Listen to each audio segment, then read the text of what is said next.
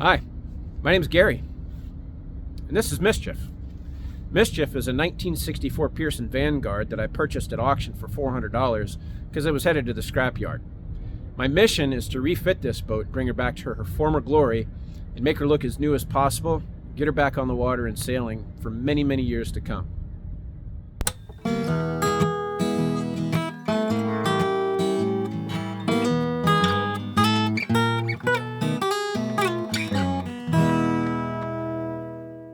So one of the things you got to figure out when you're doing a boat like this, a project, is before you even take on the project, it's a really good idea to do as much of a complete evaluation of the condition of the boat as possible. And I bought this boat at auction, but I knew it was coming to auction about 2 months before it did.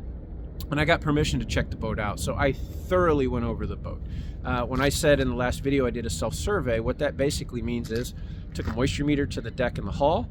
I did a sounding on the hull to make sure there are no hollow spots, no spots where there was delamination. I did find a couple of small areas, a little bit of damage on the front leading edge of the keel.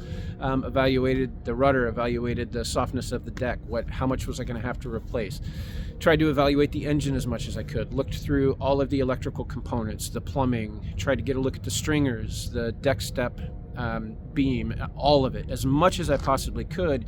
And as I was evaluating those things to determine whether it was worth it or not, I was making a running list.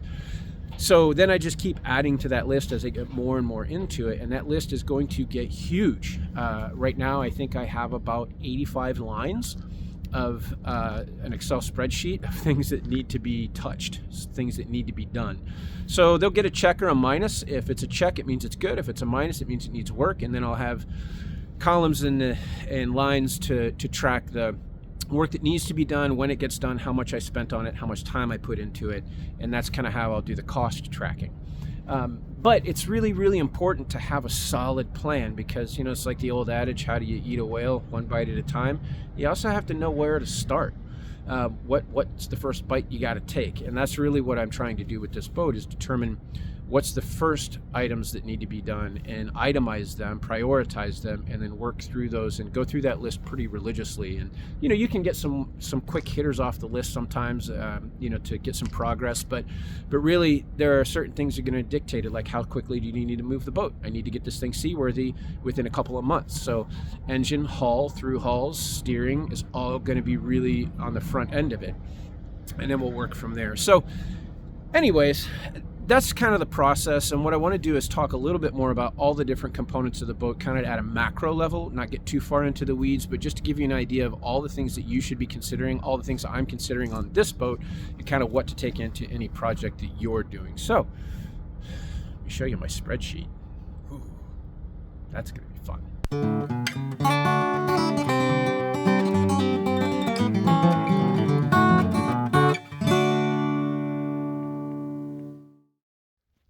So one of the cool things about old boat projects is coming across old boat stuff.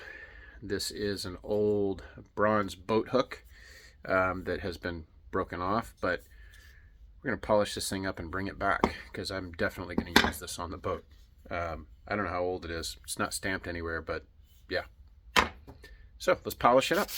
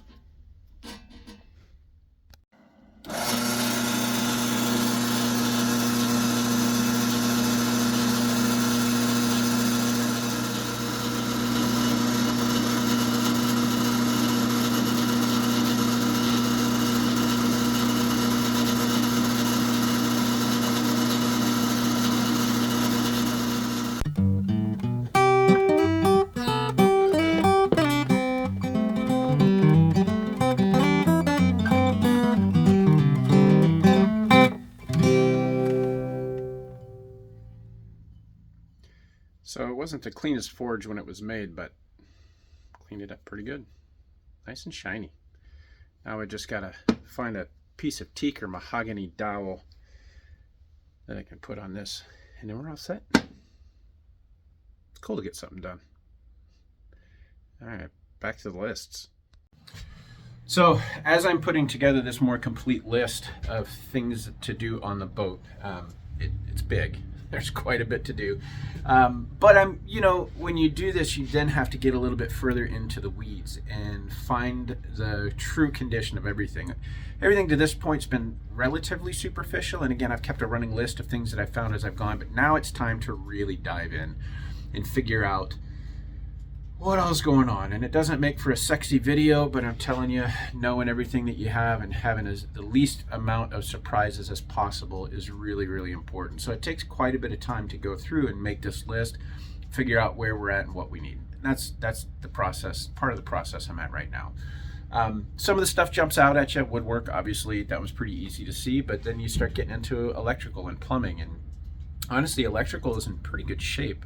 He used a lot of quick connects and crimp fittings, which I don't really like, so I'm going to redo a lot of that. But I'm going to use as much as the original as possible. And on a boat like this, that's one of the things that I want to try and do. I want to try and keep it as original as possible. So I don't want to just go replacing stuff that I can repair or bring back. So as I dive into it, I'm really looking at the major components of the boat. And here's how I categorize those. I have the hull and the deck. I kind of lump those into one, and those are two really big ones. The deck, I include all of it, the deck fittings, any of the woodwork, all of that stuff, and then I'll do a subcategories under that. I've got engine and transmission, so the drive, that's its own category. I've got electrical, I've got plumbing, then I've got standing rigging, running rigging and sails, and then all of the safety and navigation aid stuff that I have to do. So that's how I break it down. Other people might break it down differently, but that way I can kind of categorize it. And then in those, I've got to decide what are the most important parts, what are the things that have to be done first, and I can also start to get an idea of what kind of costs are going to be involved in this stuff, and I can track the cost in that. So as I enter these things into the spreadsheet, that's how I'm going about. Oh, there's another one. Another category is dealing with title, taxes, insurance, and all that stuff. So that's a whole nother column, yard fees and things like that. That's kind of just the financial stuff that has to be done on the boat. That's a separate thing. So getting into it, I'm pleasantly surprised on some things, and other things I'm going, okay, it's going to take a little bit more than I thought. Yeah, so this part of the process, you can't skip it. You can't skimp out on it. You can't do it lazily, in my opinion. You really got to know what you're getting into so you can figure out how much time you think it's going to take, how much money it's going to take, and really, like I said, just itemizing and prioritizing the jobs. It's a big list.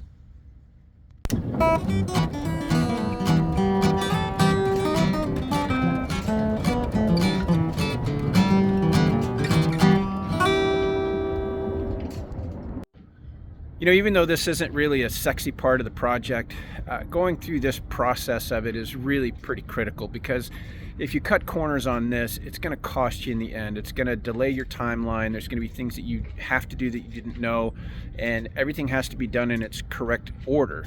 So if you didn't realize there's stuff to do on the deck and you start doing all of this work on the woodwork and then just to take it up. So really important to make sure that this part of the process is given the right amount of time and focus that it takes to really understand the scope of the project and everything that is going to go into it. So I know this wasn't a really sexy video, but next one will be a little bit better. I'm going to talk some about the history of Pearson yachts and also Rhodes, and this boat in particular, and why I really picked it. So catch you on the next one.